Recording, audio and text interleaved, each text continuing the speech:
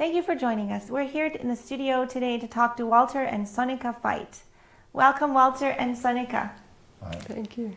Walter's one of our main speakers at Amazing Discoveries, and we've been together for quite a long time, 20 years, ever since Amazing Discoveries started. But you've been preaching longer than that, I believe, some 28 years? 28 years, more or less. And you've preached around the world in many countries. Your Total Onslaught series has been seen by countless people, and we've even had stories of people who've watched the series and just walked into the church ready to be baptized and join the church. And we won't know until heaven exactly what the fruits of your labors will be. But you've had a lot of opposition as well over the years from many areas, many people who have come into your life.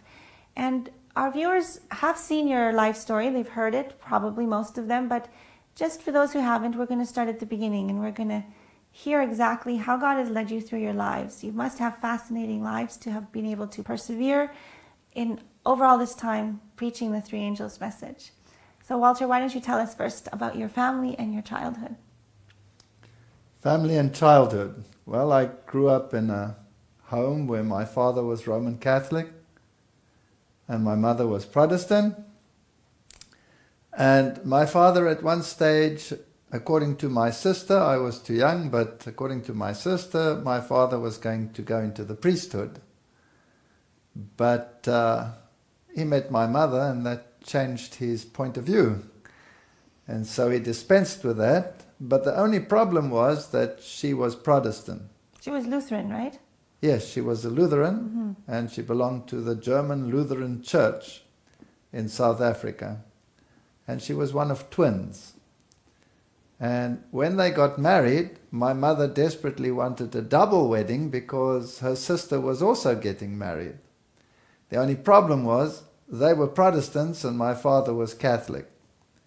So in order to do the right thing, my father married my mother in the Catholic Church and then went from the Catholic Church directly to the Lutheran Church for the double wedding, to participate in that.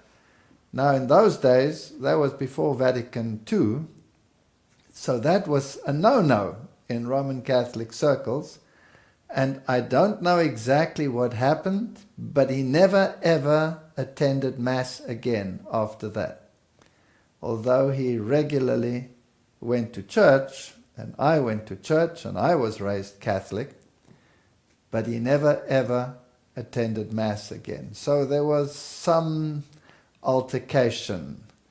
And the next thing that happened that is important is that when I was about 8 years old, my mother contracted cancer, and they weren't so good with their treatments in those days, and so she had many operations. They had a mastectomy and then a colonoscopy. They took the colon out. Eventually, she just deteriorated, but over a long period of time, she had radiation. They even forgot her in the radiation chamber, and she was terribly burnt, and so tremendous suffering over many years. They gave her only a few months, but she stretched it to 4 years. Now, I was attending the German school in South Africa at that stage. I don't even know whether I should mention which school it was, but that's history. And there I had instructions during the religious instruction period with the Roman Catholics. So the Roman Catholics went to one room, but the bulk of the church was Protestant Lutheran. And so we had totally separate instructions. The bulk of the school was actually Protestant? The bulk of the school was Lutheran, yes. And of course, there you are subjected to all the doctrines that are associated with this. And this particular nun that was giving us the religious instruction, she was very adamant that because of my mother being a Protestant and she being sick, she probably was concerned and in her special way wanted to influence me, to influence my mother to become a Roman Catholic, because outside of Roman Catholicism there was no salvation, and therefore she taught me that my mother was going to go to hell.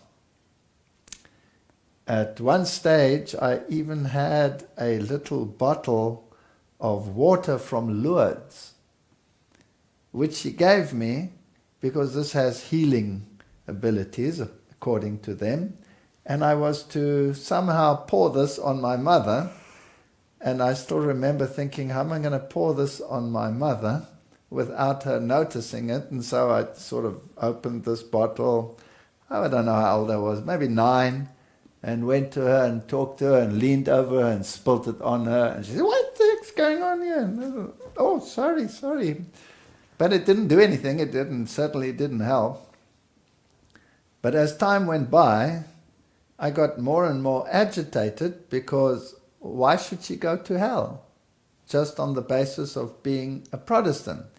She was a very God-fearing woman. She believed in God. She would recite the Psalms. She prayed. And there was never any religious argument in our home. My father tolerated her Protestantism. She tolerated his Catholicism. I don't know whether they knew the details of what each one was believing, but there was never any religious argument. But this issue just kept growing. And finally I got very angry with the nun, and I got very angry with God. And occasionally the nun would come to our house and go and visit my mother, who was bedridden at that stage. And every time my mother would end up in tears because she was working at her, she had to become Roman Catholic and she didn't want to give up her faith. And at one stage my father actually found out about this, that my mother was so upset, and so he escorted the nun out of the house most unceremoniously, to my great delight. But anyway, that's history. One day I was sitting in religious instruction and she was again telling me that it's so unfortunate that my mother was going to go to hell, and I lost my temper and I took the catechism book and I tore it up, which is a very sacrilegious thing to do, and I threw it at her and explained to her in my 10-year-old language at that stage, or whatever it was, what she could do with her God. Oh, that created a major furor. I was thrown out of the religious instruction class. Which I'm sure you didn't mind. No, I didn't mind. But I was very rebellious by now. And then I sat there in the corner, in a sort of a courtyard, an amphitheater with a school, and the walkway of the school was right past that amphitheater. So any teacher or anyone who goes by will see me sitting out there. And the headmaster, he used to come by and then he'd see me there and he'd call me and say, "What are you doing out here?" And I would say, "That explicit woman threw me out." At which point then he would proceed to modify my posterior, take me into corporal punishment was of course part of it in those days. So you would get 6 of the best or 3 of the best, and the maximum that you were allowed to get was 6 of the best. And I don't know, but maximum seemed to be the appropriate punishment for me every time. The norm. The norm. And obviously they discussed me in the tea room as being this impossible child. And so some of the other teachers had the same attitude. And I remember one teacher in particular, he would, before he even started his class, if class would sit and he would say, "If I come here," and he'd give me a crack in the face, hit me across the face, said, "Get out, I don't need your kind in my class, go and sit outside." And invariably the headmaster would catch me And give you more. and give me more. And I hated him. And I started to hate school.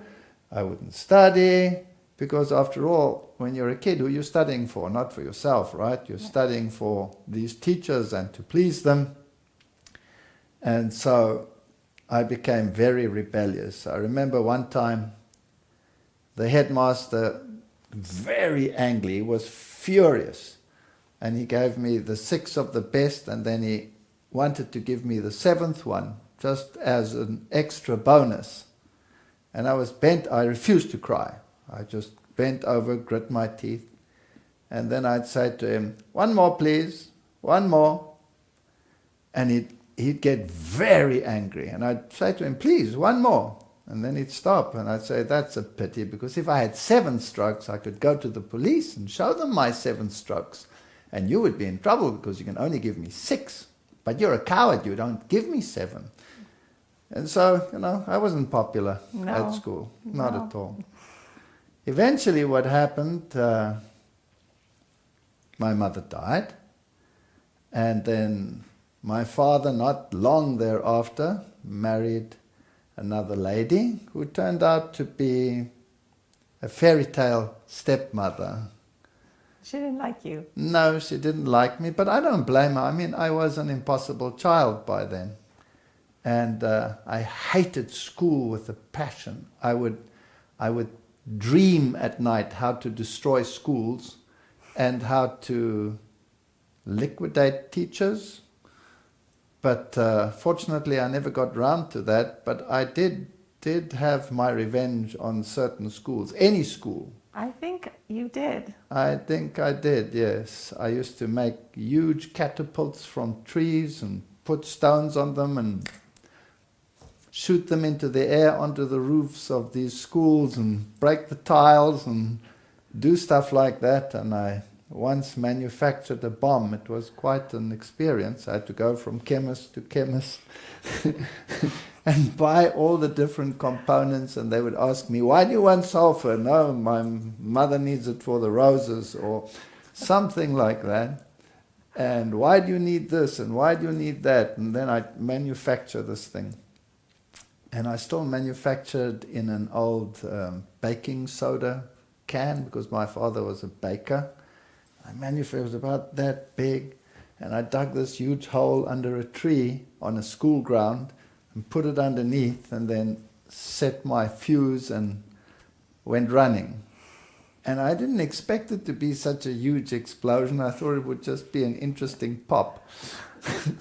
But the whole tree, which was a huge tree, blew out of the ground and ended up on the sports field.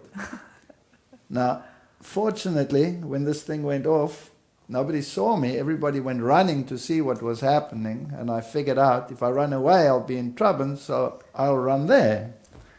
So I ran like crazy. It was one of the first there. I said, what happened here? What happened? And everybody was looking around.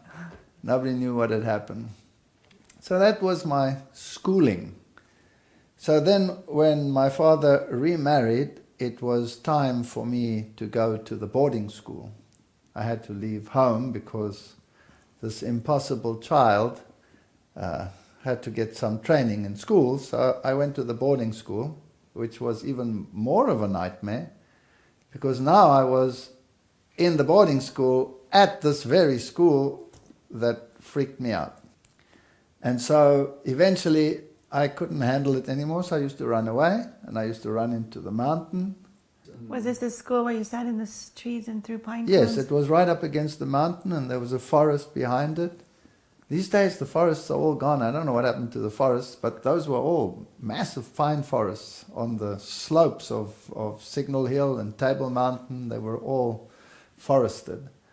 And then they would have search parties and come and look for me, and I would climb into those trees.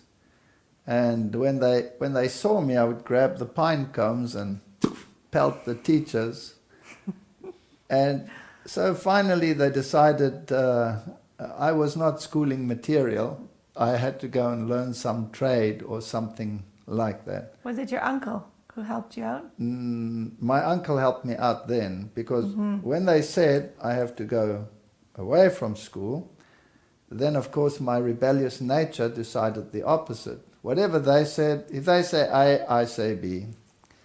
Now my uncle was a headmaster at another school, and so I went to him and asked him, can I come to your school? And he said, no, I don't think that's a good idea. But he took pity on me and he arranged for another school. And so I attended that school, which was an upper class English school. The teachers were fine, but I decided I'm going to be a model student. I'm not going to cause any trouble. I'm definitely not going to blow holes in this school because I'm here now because I want to be here.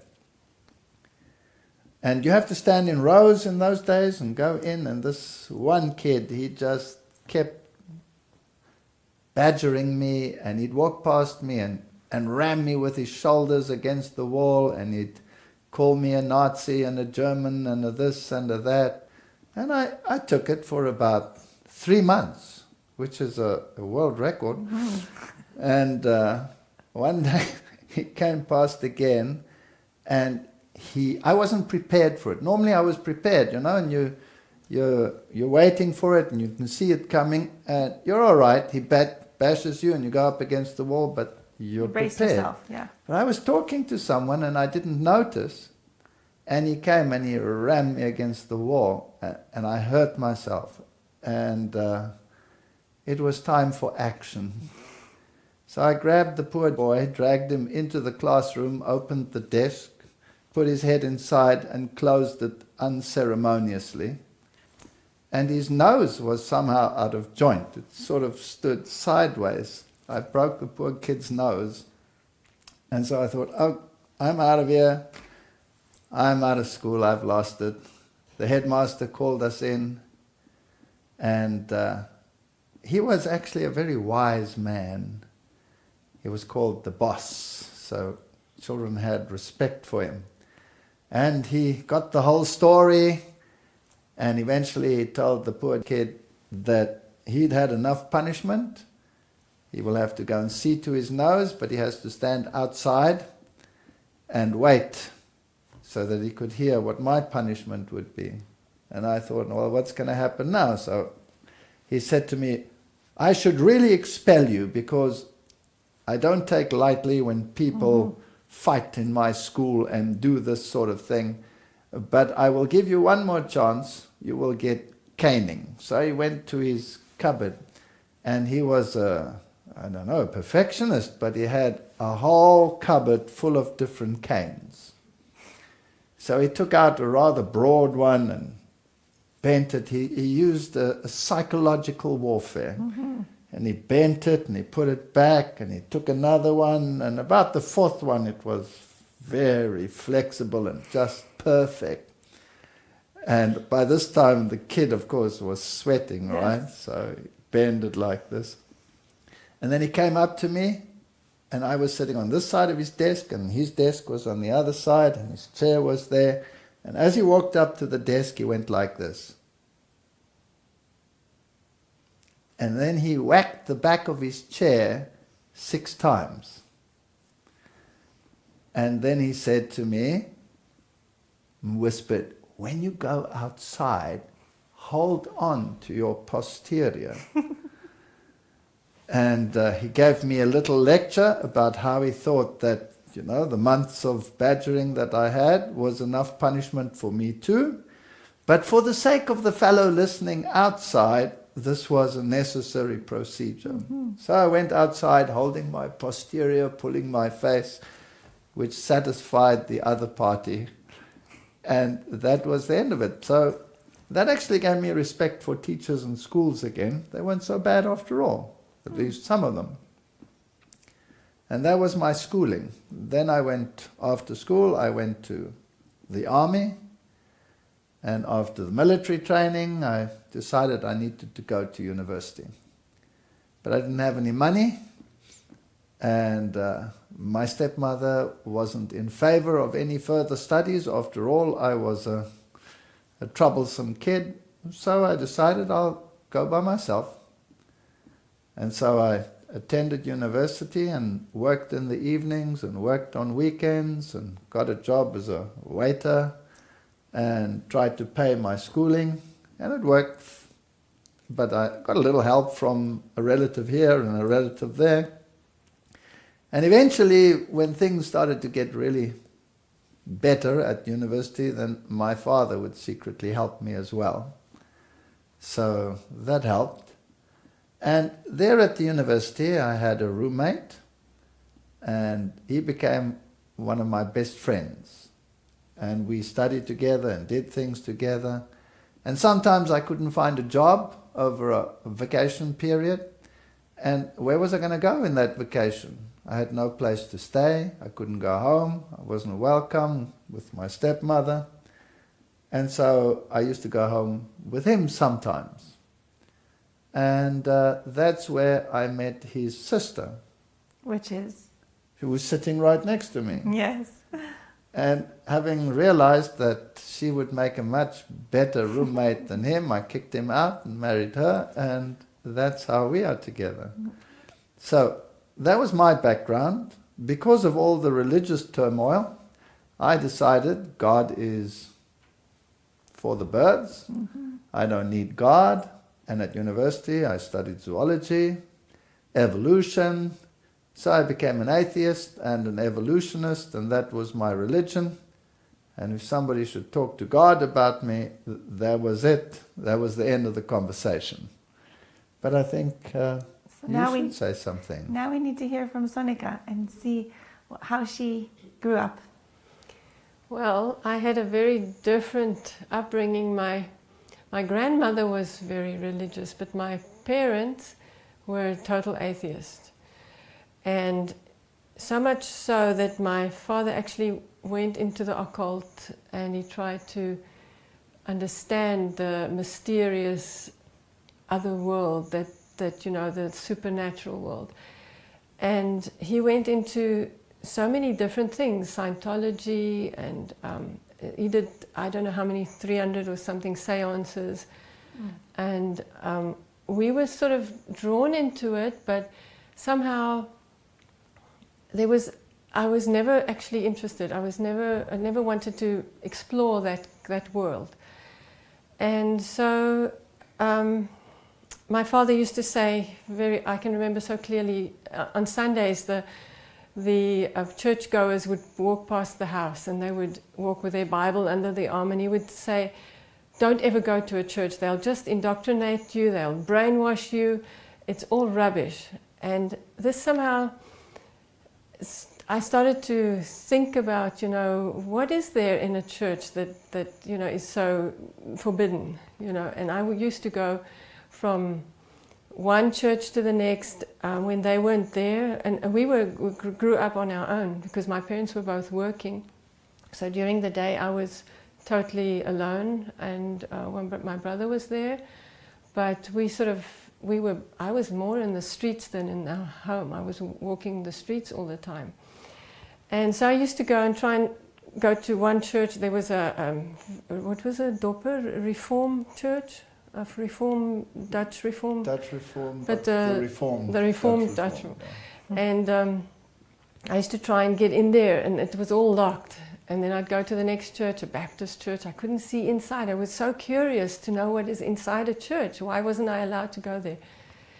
And it was strange. I was never able to get into a church. And then my brother had a defect, kind of a, you know, he wasn't actually born with it, but at 3 years he started to go lame on the one side.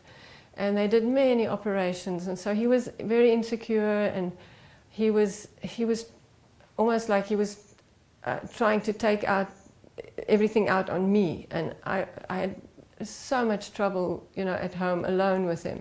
So I used to just run away from home.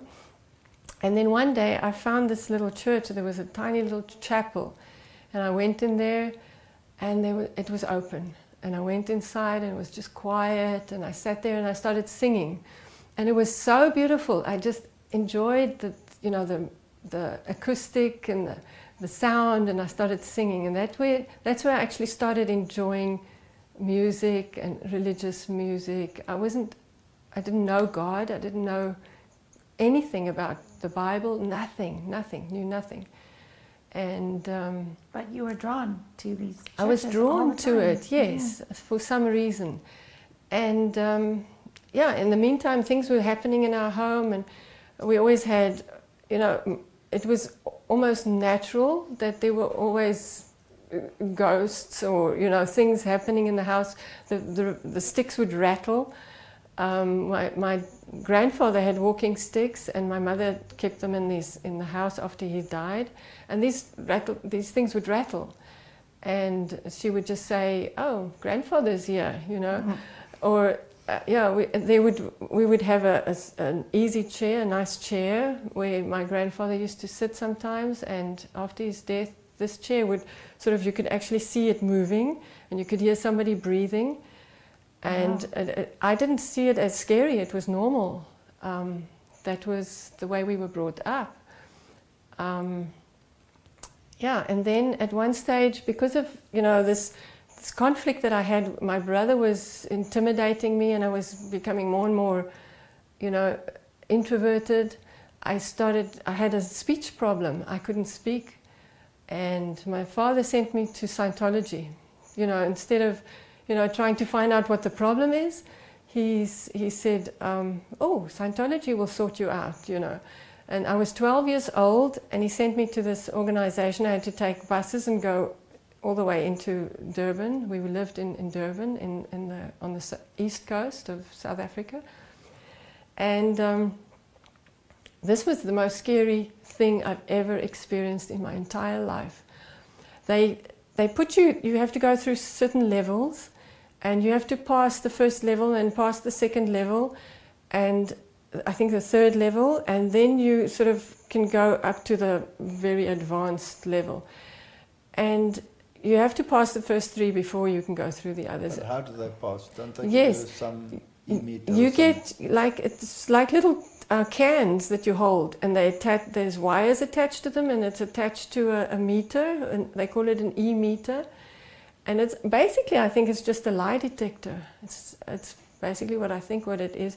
So when the person sits there on the other side of the table with this meter, and you sit on this side, and then they start asking you questions, and they ask you personal questions, and really things that you don't feel comfortable with. And I don't know why, really don't know why they did that, but you have to then get over this.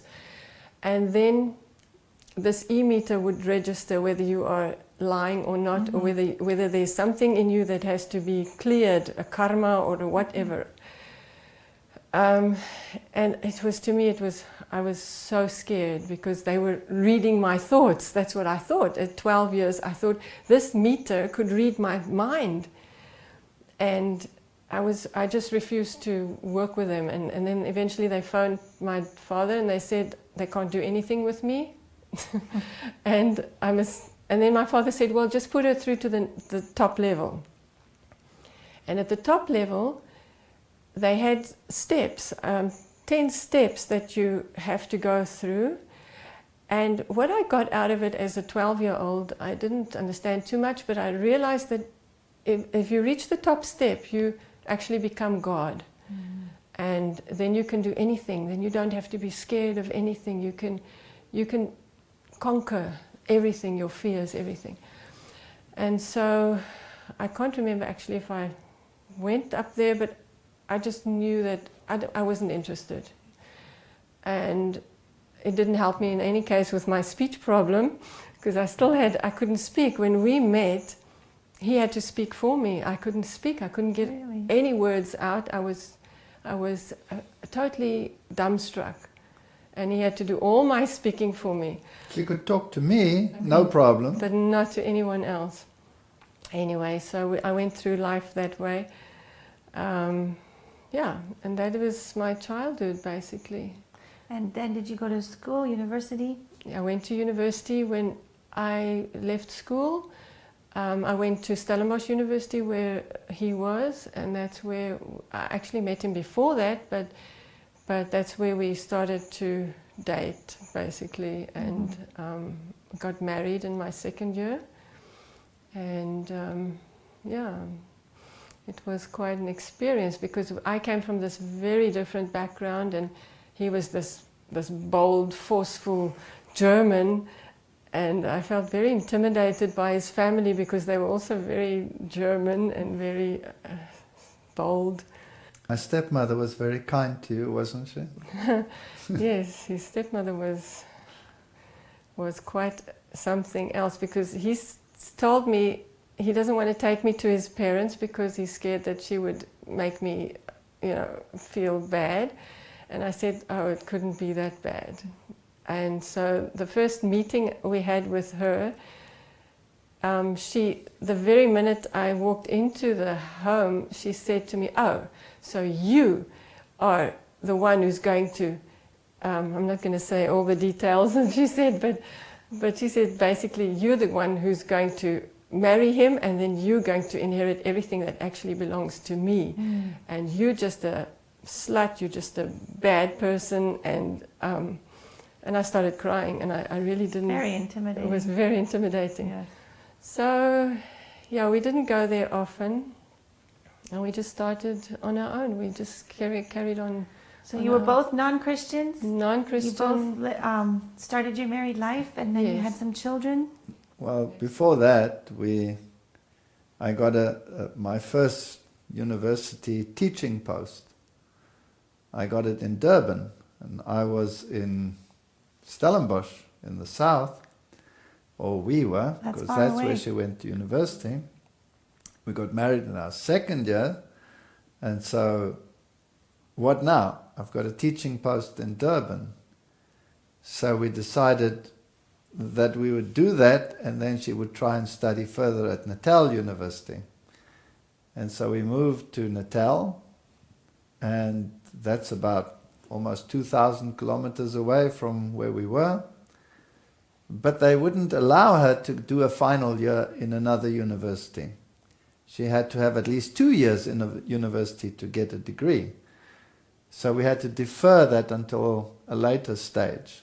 But an interesting story is, we moved into a house, and my father actually was secretly helping us, because she bowled my father over. He took one look at her and decided, I don't care what opposition I get. And he liked her. He liked her. Anyway, so he helped us a little bit, and we moved into this house. Now, her father, remember, was occultist, and he was, at one stage, he was investigating for a newspaper. He had incredible experiences. I mean, horrendous experiences, occult experiences. And initially, he wouldn't believe it. Like a little newborn baby, the people would put it to bed, and then the baby would scream like crazy. And then the baby, when they come in, was not in the little bed anymore, but on top of a cupboard. And as they come into the cupboard, the baby starts falling down from the cupboard, and they run and they catch the baby. And he thought there was some hocus pocus there, so he came to investigate, and he sealed all the windows, put seals on them, locked the door, put his cameras up, whatever, for the newspaper. And then the baby would scream. And he would unlock the door and go in, and lo and behold, the baby was on top of the cupboard. I mean, really strange occurrences. Or they'd put a little girl to sleep, another house. She didn't want to sleep. What was the shoes that came walking in? Slippers, I think. Slippers. And the slippers would come walking in by themselves. And all of these occurrences. And in one seance, the spirit was talking, and he thought there's a hidden microphone here somewhere. And so he was looking around for the microphone, and the spirit said, there's an unbeliever here. If you don't stop with your unbelief, you will have to face the consequences. So he was even more interested, where is it? And he was looking at, and the next minute, something grabbed him and dragged him outside the building and gave him a blow on the head that he had a huge welt on the top of his head. Now, if something grabs you and throws you out and gives you a whack, then you start thinking. Your unbelief in a hidden microphone sort of evaporates, right? So that's how he was drawn into occultism. And he actually started the New Age movement in South Africa. He was one of the first. Now, unfortunately, your mom and your dad separated. And he married again, and he married a high occult lady who was a medium and was very steeped into this and used to have audiences with spirit beings.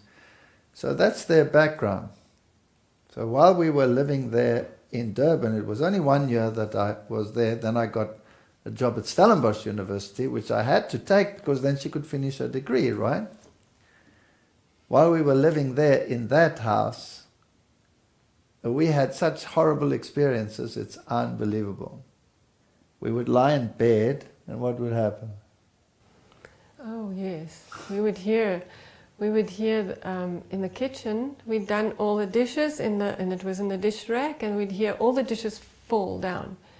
And we had a Rottweiler, a nice big dog, and she would run and go and check it out, and there would be nothing. And this happened a couple of times, and we once had a group of people that came for dinner, and my brother was there, and he said, "What's going on in your house? The glasses are jumping off the table onto my foot."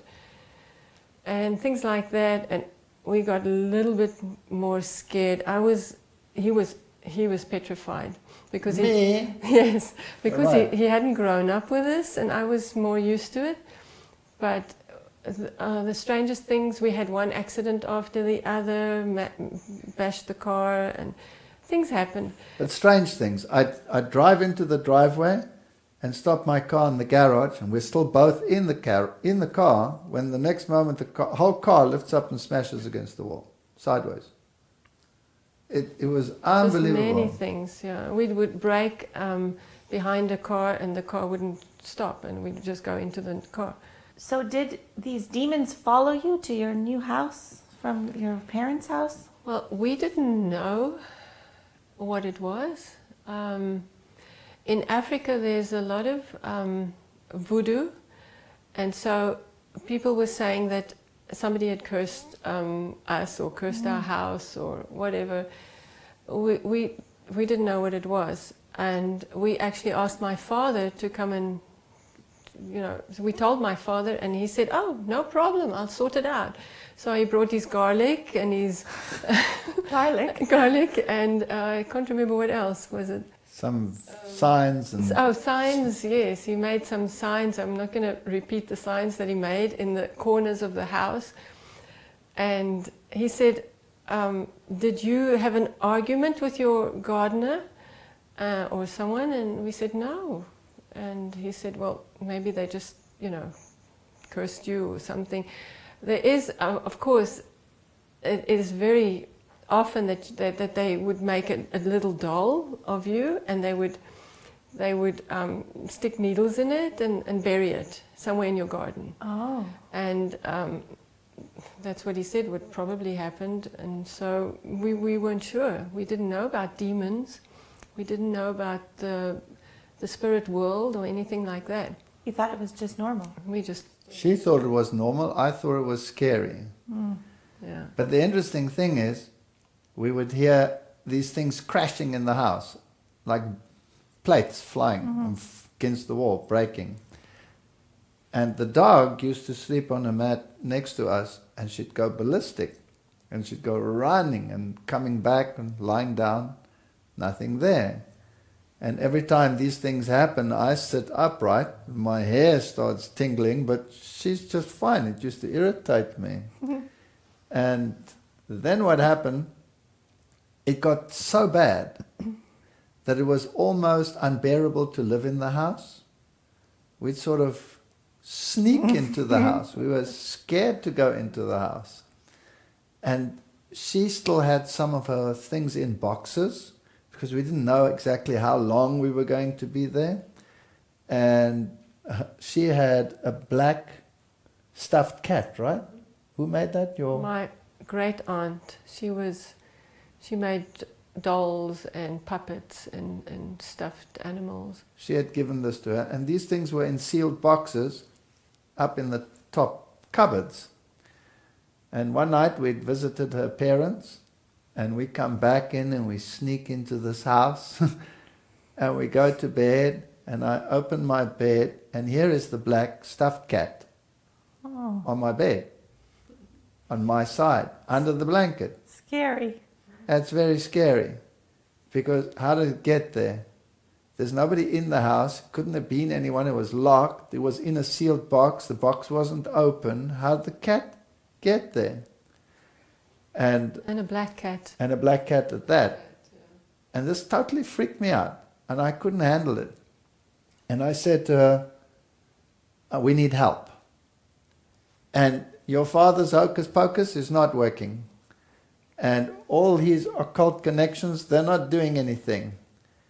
And you know what? The Jesuits say, give me a child until he is 8th year, and I have him forever. Mm-hmm. Now, I'm an atheist and an evolutionist. But I say to her, you know what? Maybe the Catholic Church can help. Because, you know, they have exorcists and all of this stuff. I'm going to look for the Catholic Church. So off I go, and I go there. Where was it? In Kloof or where? Yeah, I went to the Catholic Church there, met the Catholic priest, and said to him, we have this problem. And he said, no problem, I'll come to your house. So he came to our house, and he had his little book there, and he was reading the exorcist prayers, and he had some holy water, and he did basically what her father did. He went to each corner and he sprinkled the holy water, and off he went. And he said he thinks the problem is solved. And that night, we're lying in bed, and it's dead quiet. Nothing happening. Now, very apprehensive. Looking around, nothing. Deadly silence in the house. And we had a long passage and a door that was open to the bedroom, because we were the only two in the house. Why lock it? And the next minute, heavy footsteps come down the passage. And I'm sitting there, my hair's going... And the dog. And the dog goes berserk. She runs towards the door, and she's barking and barking at the passage. And then she stopped, and she just looked, and she turned around, she came back. And then the steps came up to the door, but there was nothing there. And then 3 hard knocks against an open door that we could see because it opened into, and it just went, bah, bah, bah. And then that was it. It never came back to the house. So it's almost as if some spirit entity was saying, okay, you got me. Goodbye. I'm out of here. Goodbye. I just wanted to know it was me. And then I got this other job. I was only there for a year. And we left. Just before we left, everything went wrong between my mother and my father, and she tried to commit suicide. And it was also an absolute nightmare. We had to race her to hospital. And the first hospital wouldn't take her because it was a suicide case. And the next one, we had to drive, 30, 40 kilometers at high speed. And we just saved her life. And you were expecting? I was 8 months pregnant, and I nearly lost that, or nearly went into labor.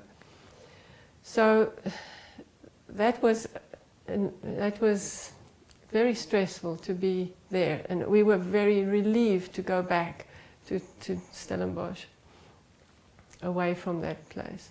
Anyway, so then when we got back to Stellenbosch, and I got my new position, and my university career was launched, and the first child was born, and the next one, but our children are quite far apart. They're almost 4 years apart. And then finally the third one. So we had quite a number of years of normal settled life. She had finished her degree. She was doing fine. And so everything had normalized. Everything's normalized. And then the final event. Our youngest child. But first, my father separated from my mother. They got divorced, and he came to live with us. And he lived with us for almost 3 years. And then this started happening. So the same things that happened in the other place started happening in our house. Now, not to the extent that things were flying around, but much more serious. It was as if she was under constant attack. And so she had tremendous problems. She got very, very sick. She ended up in hospital many times. They wanted to terminate the pregnancy. And we refused to terminate the pregnancy, especially after they did a scan and you can see the little fetus developing there. So we didn't want to terminate the pregnancy.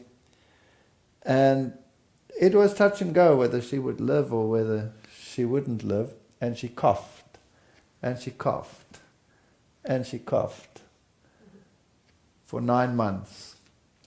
And then when the little one was born, he was a very miserable little fellow.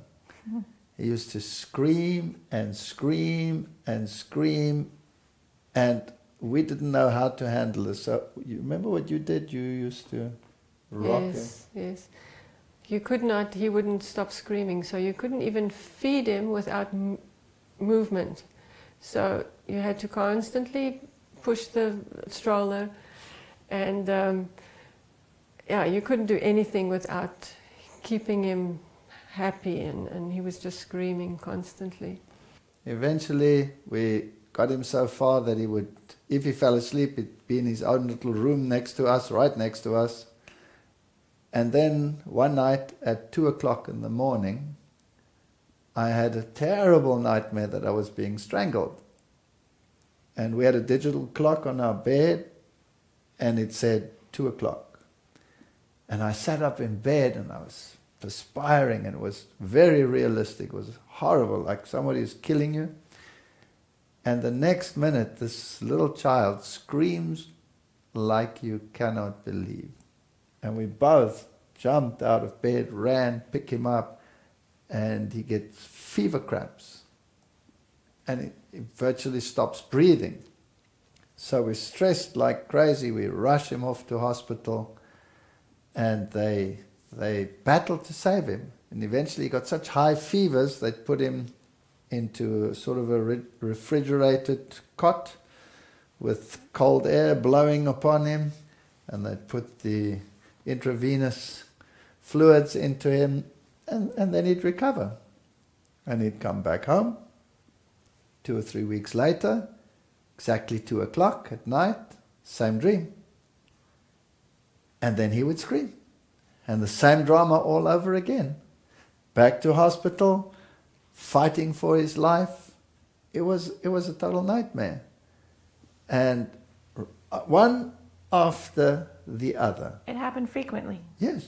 How many For times? how I long? don't know. Many times. Many times. His folder must have been like this at the hospital. Now, you know what? Kids get sick. Kids get fevers. But exactly 2 o'clock at night, repetitively, over and over and over again, if it happens once, twice, 3 times, 5 times, 10 times, then it's no longer chance. Then it's something else. And every time it's a life and death struggle. We were total wrecks. We were totally finished. And I still remember I was marking scripts. It had just happened again, and he was in hospital. And we took turns sitting in hospital through the night. And I was sitting there, and I was petrified of 2 o'clock. 2 o'clock was a no-no for me. And I was marking scripts from the medical students in the middle of the night. These poor kids, I don't know whether I was compos mentis, but I was marking them. And 2 o'clock was coming, and I'm sitting in the hospital opposite this little cot with this little kid in it. And it's 2 o'clock, and I'm marking. And when the clock struck 2 o'clock, the child started screaming in that bed and getting like fever cramps. And I ran to fetch the medical staff. And now we're trying to stabilize him and to get more intravenous fluid into him. But he's in such cramps. at that stage, they couldn't find the veins in the arms anymore, so they put the intravenous into a vein on the head. And somehow he ripped it, and he ripped it out sideways. Now, a head wound bleeds terribly. It made it even worse. There was blood all over. I was splattered with blood, and they're trying to do this. And then the horrible 2 o'clock goes past, and he relaxes again, and they get it all together again. But that night I decided, I need help. This is beyond natural. And I remembered what happened in our house. From the priest. From the priest. I thought, maybe the Catholic priest can help me. And so I waited until she came, and she came at about 6 o'clock to relieve me. And I went to look for the Roman Catholic Church. And I found it. And I got there at about 7 o'clock in the morning. And I asked where the priest is, and I found the priest. Now, I'm not saying this to be a derogatory, it just happened to be like that. But he was sitting that early in the morning with a brandy bottle in front of him, and he was drinking. I don't know whether he was, alcoholic or whatever. But I looked at him and I thought, what am I going to do now? And he sort of looked at me and says, yes, what do you want? And I said to him, I'm a Roman Catholic, but I don't attend church or anything, but I really need some help. And he says, what kind of help do you need? And I said, well, there are very strange things happening in my house. And he says, stop. That's not my field. And I said, good grief, not your field. What's this? You're a priest. This should be your field. He says, no, I'm not interested. Give me your number. I'll get a specialist to contact you. So he gave me his phone number, or I gave him my phone number, and I went home. And then we were together, and I still said, well, that was useless.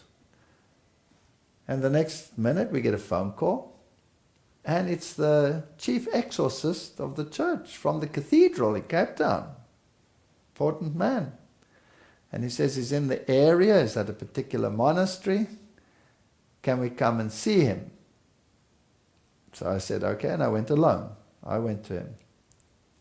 And he's sitting there opposite the desk, and I'm talking to him, and I say to him, we have a serious problem at home, and I was wondering whether you could help me. And before I can tell him what the problem is, he says to me, yes, I know. The devil is trying to kill your youngest son. Well, you could have knocked me over with a feather, right? How did he know? I said, well, how do you know? He says, no, I just know. In fact, I've known for a week. I said, excuse me, that's not possible. I only just went to the priest this morning. That's not possible. He says, oh yes, we know. And then he said, and your case is very serious. It's a very serious problem. We cannot do a normal exorcism in your house. We have to do a mass in your house. And for that we need permission from the bishop. So I said, well, how long will that take? He says, well, normally it takes a while, but I already have it. And he showed me a letter. This must have impressed you very much. I was dumbstruck. This was unbelievable. And I said to him, I don't come to church anymore. I haven't been to church in years, and my wife is not even a Catholic. She's Dutch Reformed, but she doesn't go to church either. And he says, well, that can change. He was very calm about it. And then he came to the house, and he met my wife now. What impression did you have of him? He seemed very dignified, very, very calm. And at that stage I was doing pottery.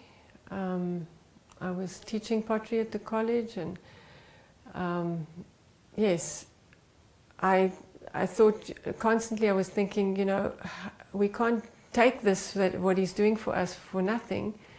We're going to have to give him something for it. But so he started taking out salt. He had holy salt, is that what you call it? And I had to get water, and he was sprinkling the salt in the water in a form of a cross, in the shape of a cross. And then he would put little salt crosses on the windows. And it was strange to me, but, well, I just accepted it. And then you can tell further when he got to the child's room. He got to the child's room, and as he was doing his thing with the water there in the child's room, putting his crosses there, suddenly something grabbed him. Mm. And he was shaking, and like something was shaking him like a rag doll. And he wasn't a young man, he must have been in his 70s. And I thought, this man's going to get injured. And I tried to hold him and help him. And he carried on with whatever, and he was being thrown around, and eventually things stopped. And he went to the main bedroom, and he put his signs up there, and a little bit of activity, not as bad, and the other children. And then when he had done that, he took out some amulets, which he said were from Lourdes. And he said, each child must get one of these above his bed. So we put one above each bed on the window, on the picture frame or whatever, hung one there. And then he said, but this child's room, that's the worst. We'll have to say the Mass in this room. So he took off a ring which had a relic of a saint, because every Mass has to have a relic. And he put it on the little table that we put down for him. And he prepared everything to say a Mass in there. And we were standing there, and the next minute there's a patter, and our dogs and our cat, we had 2 dogs, Rudy and I had 2 big Rottweilers, and a cat come running down the passage, sit round the table. Mm-hmm. Very strange. Very weird, very weird. And he said the Mass, and then he took off his ordination cross, took it right off his neck, and he gave it to us and said, hang this above the child's bed as well, which we did. And then he left, and you still gave him your pot. Yes, I had made my best pot, and I thought this is the only way we can give him something, you know, for his trouble. And he said, I will take this pot and I will put it in I will give it to the nuns in the convent that never see the outside world. And that was strange, because I'd never heard of that, but yes.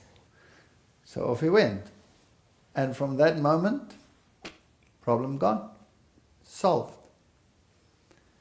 Now, this is strike 2. Mm-hmm. Rome had solved my problem in the first house. Rome had solved my problem in the second house. And I'm an atheist and an unbeliever. What do you do about that? Well, I thought to myself, I'm a hypocrite. I'm a hypocrite. And so I discussed it with my wife. And how old was Martin then?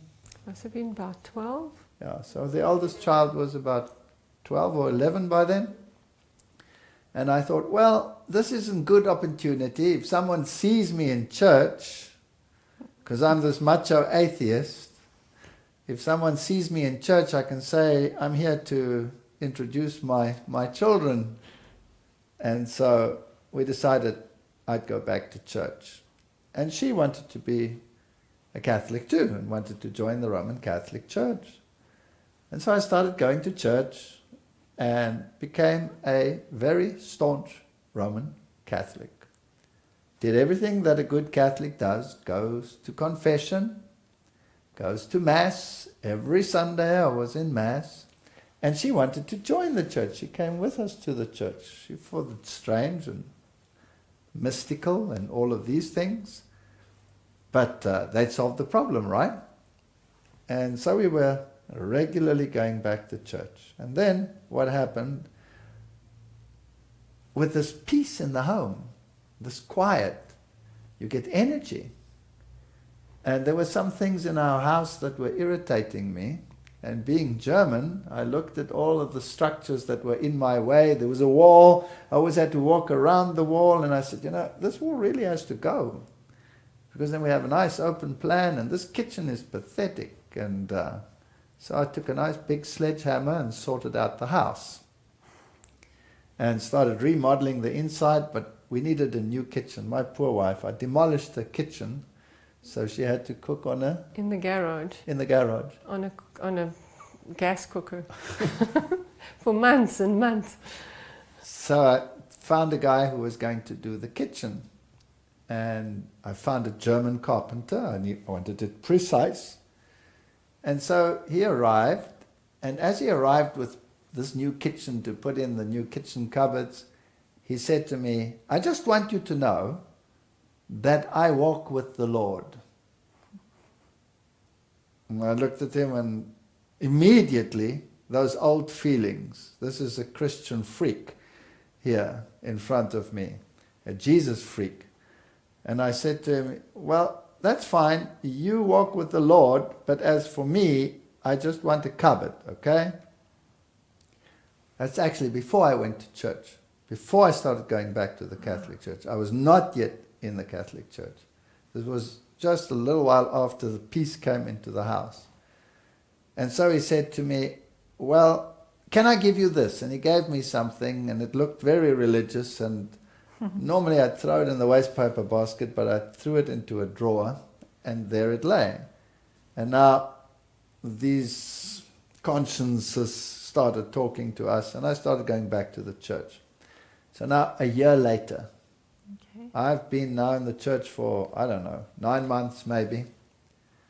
I'm lecturing, and I'm lecturing to the first year medical students. And I'm explaining the morphology of the kidney. And as is my custom, I explain the whole evolution of the kidney.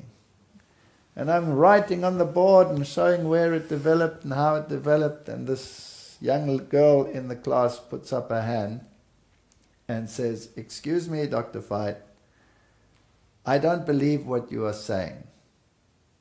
Now, that's like a hornet. Mm-hmm. I turned around and I said, what do you mean you don't believe what I'm saying? She says, I don't believe in evolution. I believe God created it. That was it. I ridiculed her in front of that class. How you can be such an idiot, so moronic as to not believe in evolution. I mean, evolution was a fact. There's no way you were going to get around it. And in fact, I'd even asked the Catholic priest, I'm an evolutionist. How's this going to pan out? If I come back to church, you said, evolution's a fact, no problem. So I ridiculed this girl, and she sat down and cried. So I thought to myself, job well done. The rest of the students loved it, laughed about it, and thought she was a silly girl to make such a stupid comment. And I go back to my office, and I'm doing whatever I do in my office, and that little voice starts talking to me and says, you're a real member of the family Sudidai, to which the pigs belong. How can you be so mean to this poor woman? I mean, she says she believes in God, and you go to church, you're a real hypocrite. So my conscience started worrying me. So what does a good Catholic do when his conscience worries him? Go to church? No, he doesn't go to church. He goes to confession. Goes to confession. I had to get it off my chest. So I thought, okay, it was just before lunchtime, and I'd finished my class, and I was going home to take a bite to eat. I thought, I'll go past the Catholic church, get this off my chest, done deal, then I feel better. So I get there to the church, and I find the nun, and I say, where's the priest? And she says, no, he's out shopping. But he shouldn't be long. And I thought to myself, inconvenient. I don't have much time. I have lectures in the afternoon. I still want to grab a bite of eat. I just want to get this off my chest. Where's the priest? No priest. So she says, wait in the church so long. So I'm sitting there in the church and I'm waiting for the priest, and the priest is not arriving. And I see the little red light burning over there, and that little red light tells you that the consecrated host is in there. That means that the Corpus Christi, the body of Christ, is in that tabernacle. So now I'm talking to God. I'm agitated. I'm talking to God. And I suddenly realize, but I'm talking to a corpse, a corpus. That's why I can't talk to him directly. He's there, the consecrated host, but I have to wait for the priest. I can't get rid of my problem. I can't talk to God. And I'm thinking about all of this, and I'm thinking about the ritual. We go to church, the bell rings, you bow down, the bell rings, you stand up, the priest says, and peace be with you, and the congregation says, and with you, and everything is a ritual. And when you say a penance, it's 10 Hail Marys, 1 Our Father, 10 Hail Marys, 1 Our Father. And I'm thinking to myself, what kind of conversation is that with God? It's the same thing over and over. Doesn't he get bored with it? And eventually I get so agitated, and this priest is not arriving, and I'm thinking about all this religion, and I'm thinking, you know what? This is a load of rubbish. This is a load of rubbish. There's no communication with God. I have to wait for the priest, and he's shopping. I'm done with religion. I'm going back to my normal atheism and be my normal obnoxious self. Off I go home. And it was lunchtime, and then I had to go back to university, and I was looking for something, but I can't remember what it was. You can't remember. But you knew exactly where it was, what I was looking for. She always knows where everything is. She said to me, go and look in that drawer, it's somewhere in there. I can't remember what it was. But I opened the drawer, and what is in this drawer but this pamphlet? So I whip out this pamphlet, and I think, where's this come from? Ah, yes, that Jesus freak carpenter gave it to me. And I open it up for the first time to read it, and it says, the Roman Catholic Church changed the commandments of God. That's all it says. And then it had 3 sets of commandments. You open up the pamphlet, 3 sets of commandments. The commandments as they are in the Lutheran Catechism, the commandments as they are in the Bible, and the commandments as they are in the Roman Catholic Catechism. And I'm reading, scanning this, and I say, this can't be right. Nobody can just change commandments, and this is what the Bible says, but now I don't believe the pamphlet. What proof have they got that it's different? So I grabbed the catechism, because we had that, because our kids went to catechism. So I grabbed the catechism and I open it up, and sure enough, it's exactly like it's on the pamphlet. Now I need a Bible. But we don't have a Bible. Catholics don't need Bibles. They have catechisms. So I asked her, have we got a Bible? Didn't have a Bible, right? No, we didn't have a Bible. And I'm thinking, where am I going to get a Bible now quickly? I don't have much time. I need a Bible, and I need it, what I always say, right now. I read it right now. And I remember this old lady who was paraplegic, and we occasionally used to go and fetch her at the home and take her home so that she could just get out of this paraplegic home. And she couldn't speak, and we took her for drives and took care of her occasionally, because we were good people, if you know what I mean. Never murdered anyone, never did this or that, took care of little old people like that. And when she died, she left her entire fortune to me, which happened to be 1 box full of old German magazines like Bunte and stuff like that. That was it. And what was I going to do with a little old lady's box? Throw it away? I didn't have the conscience to throw it away, because that was her life, and she'd left it to me. And I didn't know what to do with the box, so I put it on a top shelf in the garage. So it struck me. little old ladies might have Bibles. So I went to that box and I rummaged through it, and sure enough, here was a battered old German Bible. And I looked it up, and the commandments had changed. They were different. They were exactly like on the pamphlet, different from the Catholic version, and different from the Protestant version. And I couldn't understand this. So I thought, well, the carpenter must be able to explain it. So I phoned him. And I said to him, you gave me a pamphlet. I want to know what's going on here. Can you come and explain it? Can I come to you? He said, no, I'll come to you. I said, okay, I'm back from university then this evening. So that evening he arrived. And we went right through the book of Daniel. Right through the night till... Right through the night. About till 4 o'clock, 5 o'clock. Yeah. And then right through the book of Revelation. And here it was. And I said, well, this is incredible. And we did Daniel 7 and the little horn power. And here the Bible teaches that the little horn power is Catholicism. We would change God's law, and here that changed God's law. And all the other features that apply only to Catholicism. I said, this can't be, this must be written after the fact. And so he said, no, the Bible is written so many hundreds years, and this is 6th century before all these things happened. I wouldn't believe it.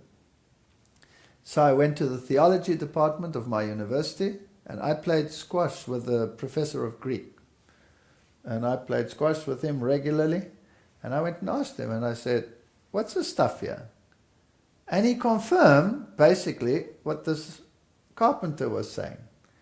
And I said, I want to get into your library. I want to confirm whether this history is correct. Is this really a fact? And we went through it, and sure enough, it was a fact. And so we got back together and again, and I said to him, but you know, the 4th commandment, that doesn't make any sense. 6 days shall you labor and do all your work, but the 7th day is the Sabbath.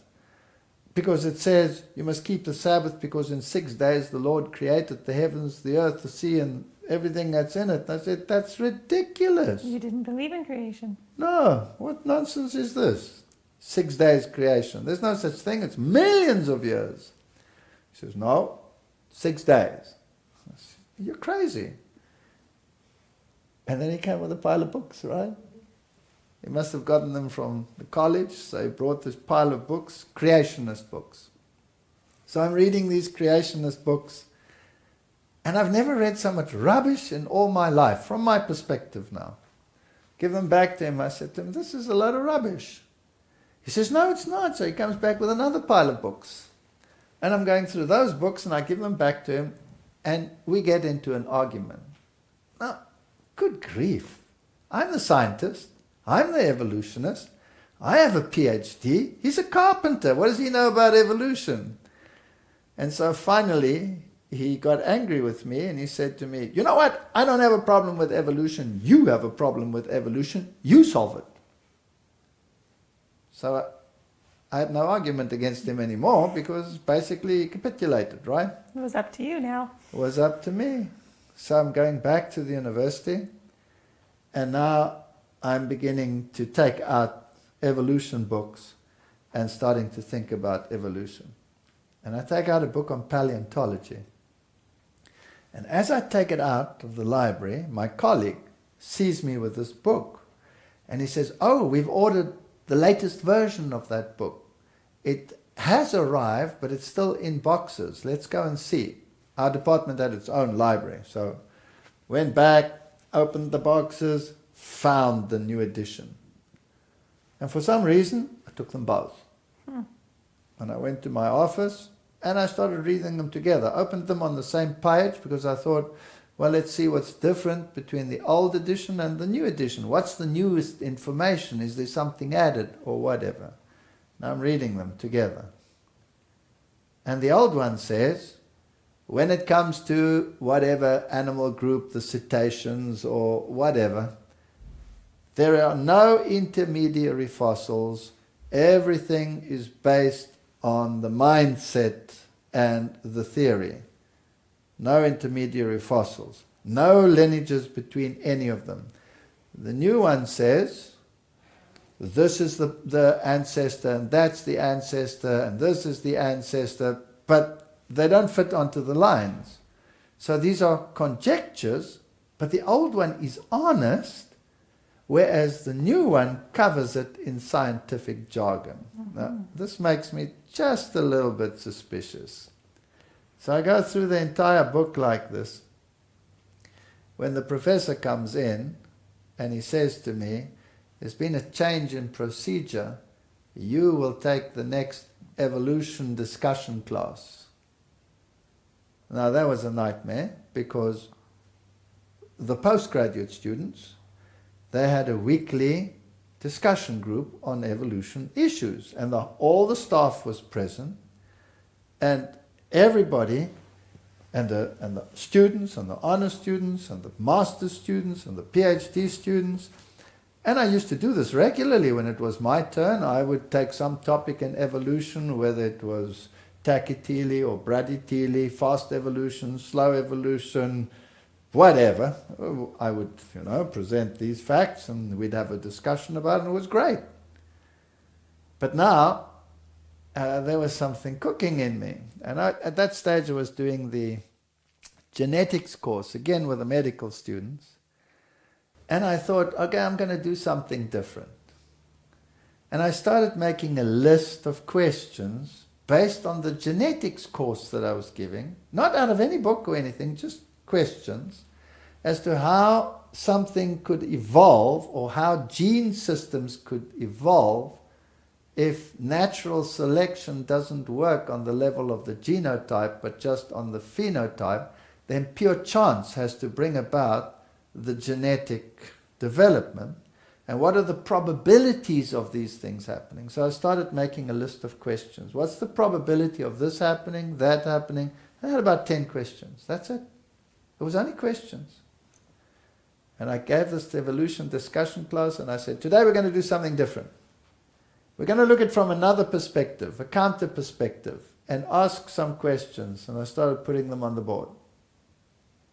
And as I put them on the board, now remember, nobody knows what's going on in my mind. As far as my students are concerned, as far as the staff is concerned, I'm an evolutionist, right? I've got all these questions. And this young girl gets up, and she's an honor student. That means she's a first-year postgraduate. And she looks at the staff, and she points at them like this, and she said, when I came to this university, I was a Christian girl, and I was happy in my religion. And now I'm an atheist. I don't believe in God, and I've become an evolutionist. But as far as I can see from what is written on the board there, I've been deceived. Evolution is not possible. And pandemonium. Pandemonium. The one staff member got so angry he went red, he literally started foaming at the mouth. And he screamed at me. And that was the end of that. So just 10 little questions, and I'd blown my career, my university career. So I went home, and I thought about it. And at that stage I had Bible studies already.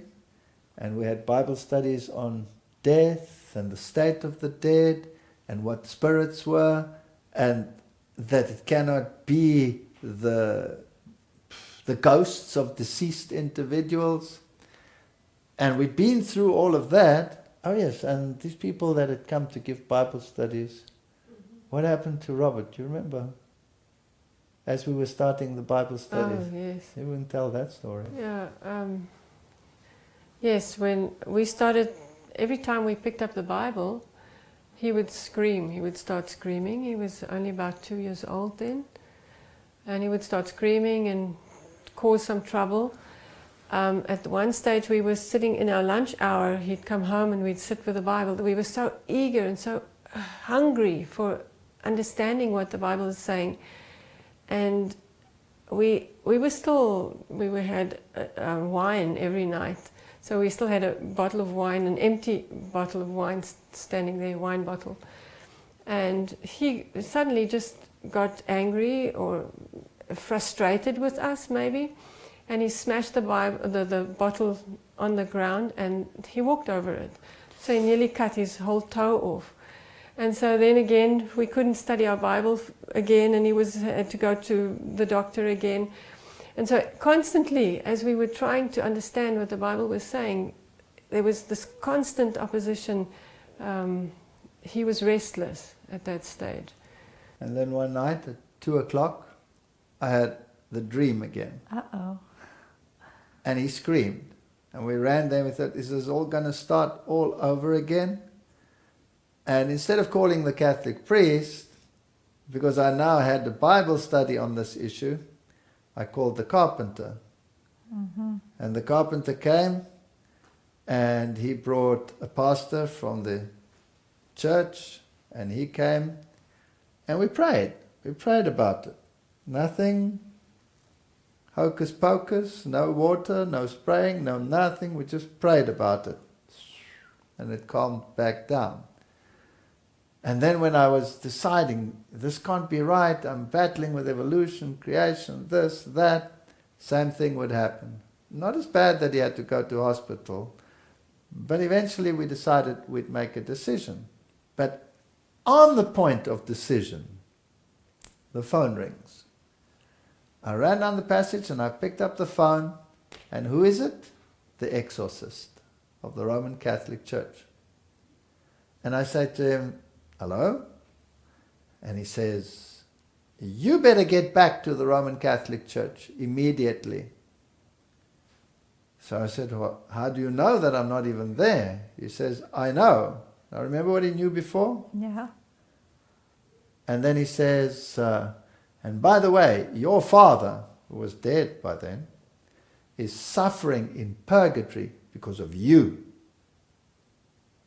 Now, of course, I knew that my father wasn't suffering in purgatory because the Bible knows nothing about purgatory. And the Bible says the dead know nothing, and they'll have nothing to do under the sun. But I was curious, so I said to him, how do you know that my father is suffering in purgatory? And he said, because the nuns told him. I said, well, what nuns told you? No, the ones who don't see the world. The one where the pot was, that my wife had made. And I said, well, how do they know? And he said, the spirits told them. So I knew that they were holding seances, just like her father held seances, where the spirit world would talk. And the spirits, of course, are not deceased human beings. The spirits are, what does the Bible say? They are spirits of demons. Demons that go out to deceive the entire world. So that is how he knew. That's interesting. So the demons that were terrorizing your home are the same demons that were talking to the nuns. The same demons. And yet the Catholics supposedly exorcised now them out of your why house. did the problem stop in my home? Yeah.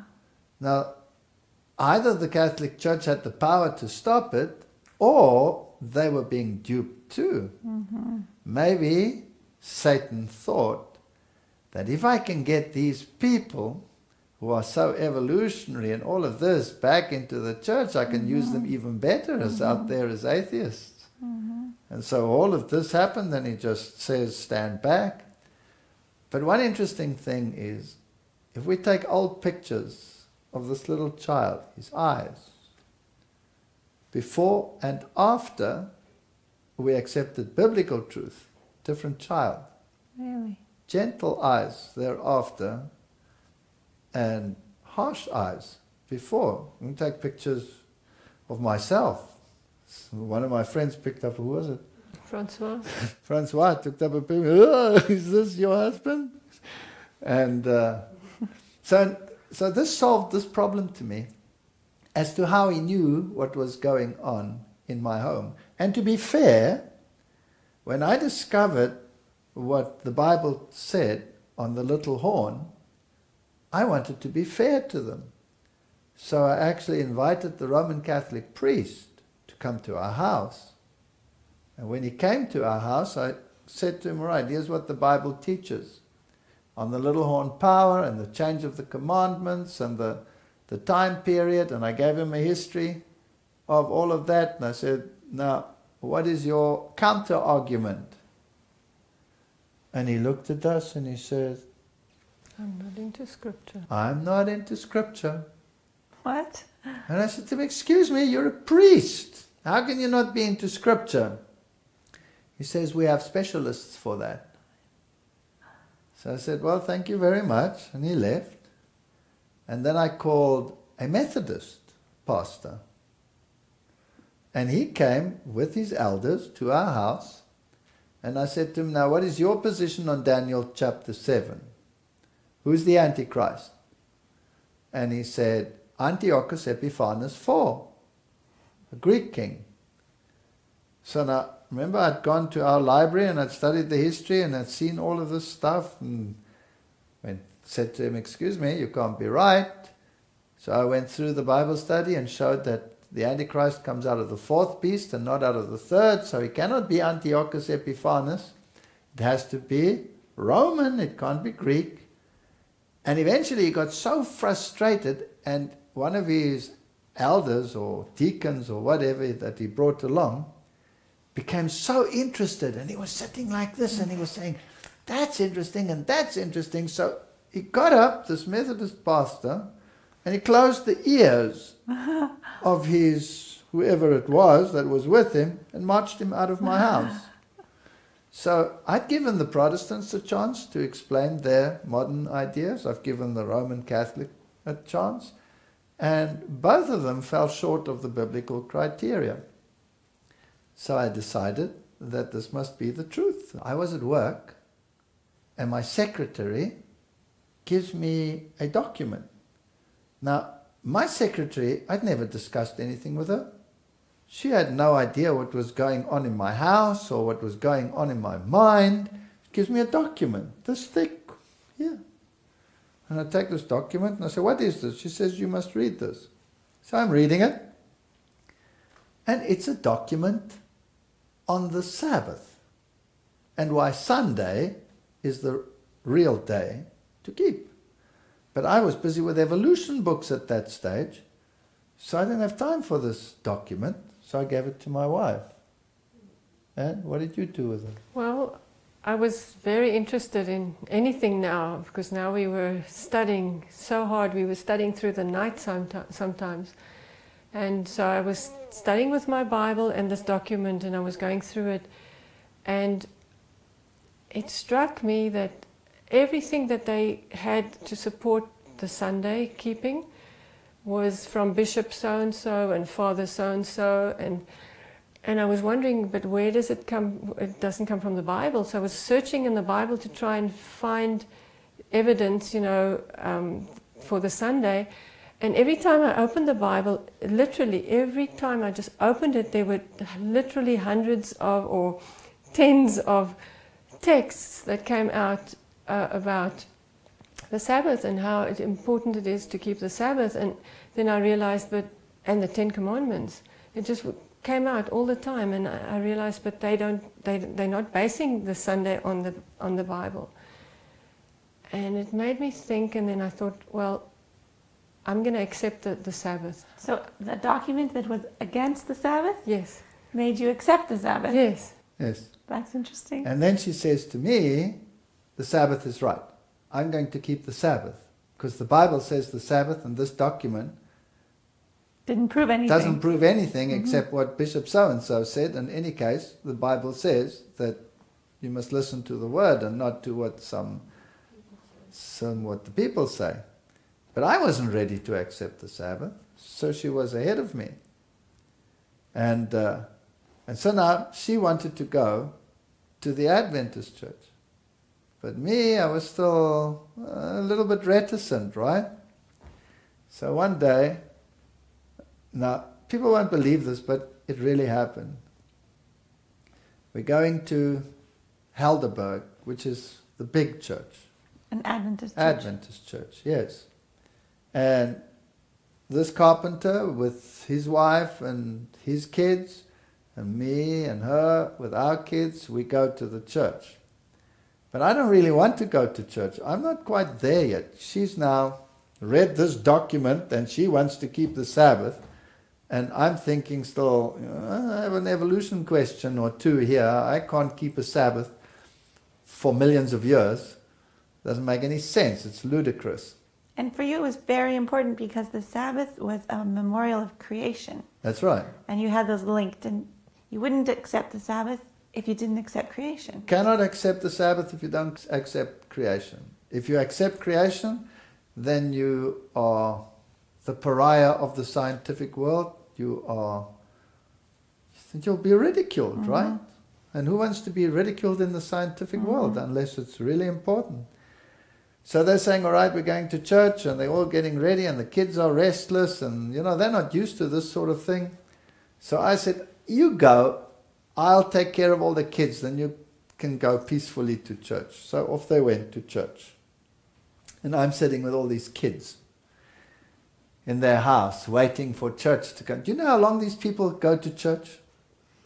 These Adventists, they drive you nuts. They're in church forever. I mean, I went to the Catholic church, 20 minutes, And it's done over. deal.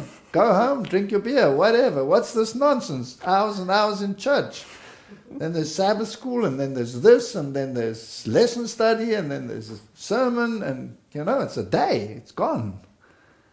So I'm sitting there and I'm waiting, and I'm actually reading the Bible. And I'm reading the book of Job. And that's not a good book to read when you are beginning to question things in your mind. And I'm slightly irritated because it's taking so long. And I'm reading the book of Job. And here it says in the book of Job, and God said to the devil, I give you permission to touch Job, but you may not take his life. And so the devil touched Job, and Job broke out in sores. Here was miserable Job covered in sores. And I look at this and I say, this is a lot of trouble. This is ridiculous. This is a fairy tale. One doesn't get sores from some devil touching you. A sore is a bacterial infection. It's a, it's a toxic outburst, whatever, or a staphylococcus, but definitely not some demon touching you and then you're full of sores. This is ludicrous. This is ridiculous. So I take the Bible and I'm actually angry and I throw it down there. I'm agitated. Why are they taking so long? What takes so long in that church? I take this Bible again and I read some more in Job, and the more I read, the more irritated I get, and the more agitated. And eventually, I take this Bible and I throw it down and play with the kids or something, but it drags me back. So I pick up this Bible again, and it's a stupid thing, and eventually I decide, as in the Catholic Church, this is for the birds. This is ridiculous. This is so unscientific. It's pathetic. And I'm not going to be duped into believing some stupid fairy tale and then keeping Sabbath for some 6-day creation when this is all full of nonsense. And these people are not coming out of church, and I want to go home now, and I'm almost ready to come and drag her out of church. And while I'm thinking about this, I'm aware that I'm experiencing pain. And I can't figure out what's going on. There's a burning pain on my left leg over here. Just right there. And as I'm reading and arguing and whatever in my mind, the pain becomes unbearable. It's like somebody burnt you with a hot iron. And I'm thinking, what is this? Now, I can't pull my pants up because it won't go up to there. And I can't pull it down because I've got kids in front of me, their kids, other people's kids. So I run to the bathroom, the washroom you call it, right? To rip this pants down to see what's going on with my leg. And here is a massive sore on my leg. It's not broken, but it's blood red. It looks like, I don't know what does it look like? It's red and slightly knobbly. Knobbly. Yes, little bumps. And it's like it's on fire and the water is just running out of it. now I'm oozing out of it. Now I'm in pain. And I'm really struggling with this. And it takes, I don't know how long until they finally come out of that church. And I grab the kids and I grab her and I said, we're out of here. And we're in that car and we're going home. And I get home and I show her this thing. And I say, what is that? What do you say? I've never seen anything like it. That's what I said. I've never seen anything like it. It's not broken. The skin's not broken. But it's oozing some liquid.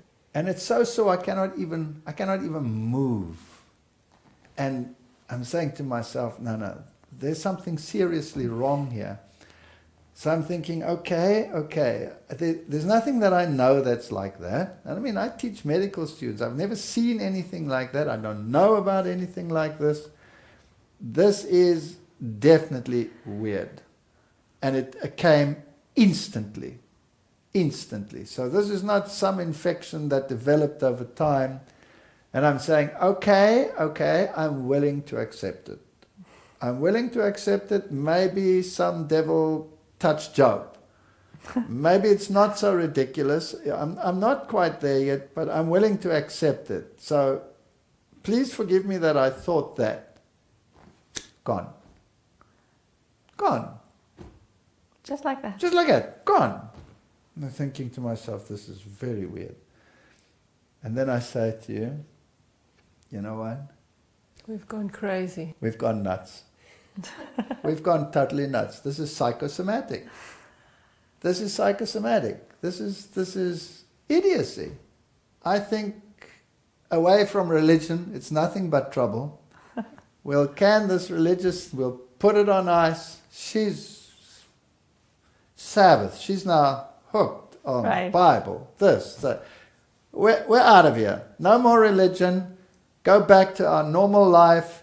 It was peaceful. None of this drama. Back to normal. And as for this Bible, and as for Job, let's forget it. I don't believe it. Next second, there it is. It comes back.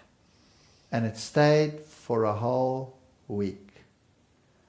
I couldn't move, I couldn't walk, and eventually I said, I capitulate. And then it went. Well, unfortunately, Walter, we'll have to leave your story hanging right there. We have to take a break, and we invite you to join us again next time to hear the continuation of Walter and Sonica's life as we find out how God has led them through their years.